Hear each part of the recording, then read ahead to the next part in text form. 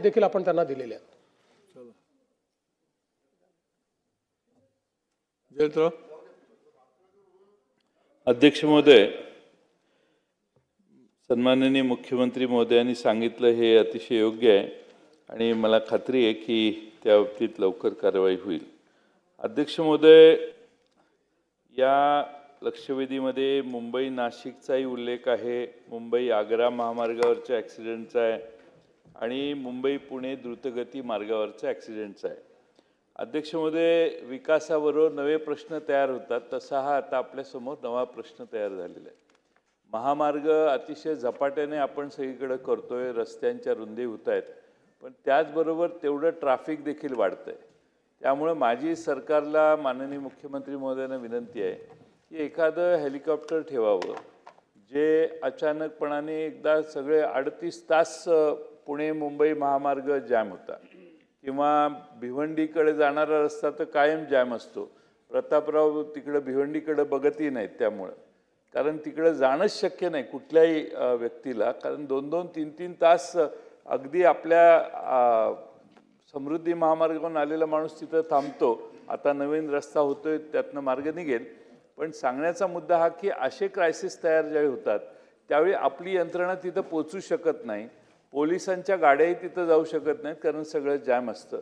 म्हणून एखादा विशेष हेलिकॉप्टरची व्यवस्था जर करता आली आणि जी 24 तास या 4-5 मुंबई महानगरपालिकेच्या बाहेर जाणाऱ्या रस्त्यांवर कुठेही ट्रॅफिकचा क्रायसिस झाला तर त्या ठिकाणी आपली माणसं उतरली पाहिजेत, तिथलं ट्रॅफिक क्लिअरन्स केलं पाहिजे. आता ही तर एकदम वेगळीच केस आहे की अतिशय स्फोटक असे वायू त्यातून वाहिला जात होता. त्यामुळं अशा सगळ्या गोष्टींच्यावर आपलं सरकार तिथं म्हणजे पोलीस यंत्रणा तिथं पोचणं अत्यंत आवश्यक आहे. त्यामुळे अशी विशेष व्यवस्था माननीय मुख्यमंत्री महोदयांनी लक्ष घालून जर केली तर कुठल्याही नागरिकाला माहिती पाहिजे की आले, काही अडचण नाही, 15-20 मिनिटात काही ना काही कळेल. आणि लोकांना कळवण्यासाठी लोकांना कळतच नाही, एकमेकाला फोन करत बसतात, मग रॉंग साईडने पुढे जातात. त्यामुळं लोकांना इन्फॉर्म करण्यासाठी जागोजागी काही साईन बोर्ड्स ज्याच्यावर आपल्याला टाईप करून घेतलं तर त्याच्यावर सूचना जातील प्रवाशांना की असा क्रायसिस झालेला आहे, तुम्ही थांबा इथं, अशी काहीतरी. म्हणजे एकदम सगळे जाऊन तिथं अडकतात, त्यापेक्षा जरा ॲडव्हान्समध्ये लोकांना कळलं तर आता हे 38 तासाचं आहे, ते जर टोल नाक्याच्या अलीकडेच आपण कळवलं असतं की आता जाऊ नका, रस्ता बंद आहे, तर असे काही हे आता CP जोशींच्या अध्यक्षतेखाली एक कमिटी नेमलेली असं उत्तरात आहे.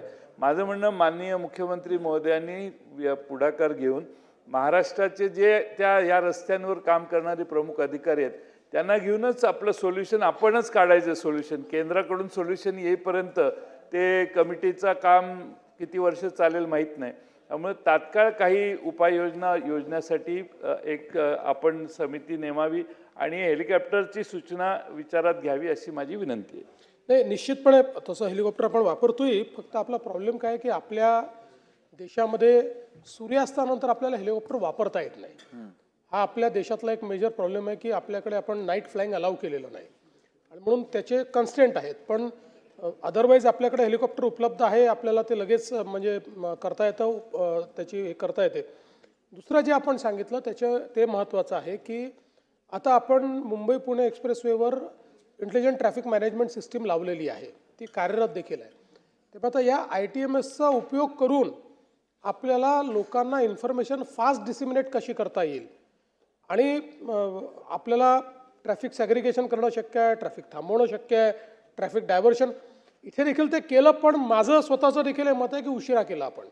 ते जेवढ्या घाईने करणं आवश्यक होतं तेवढ्या घाईने केलं नाही आणि याला अल्टरनेट रूटही कंजेस्टेड आहे. म्हणजे समजा मुंबई पुण्याला आता काढला आपण अल्टरनेट रूट, पण तो इतका फिरून आहे आणि तो इतका कंजेस्टेड आहे की त्याच्यावरनं पूर्ण ट्रॅफिक याच्यावरचं जाऊ शकत नाही.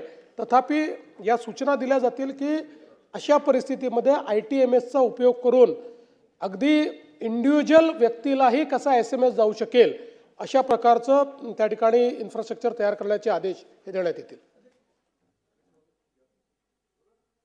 अध्यक्ष महोदय, ह्याच्यात ट्रॅफिकवर अर्थात मोठी चर्चा होऊ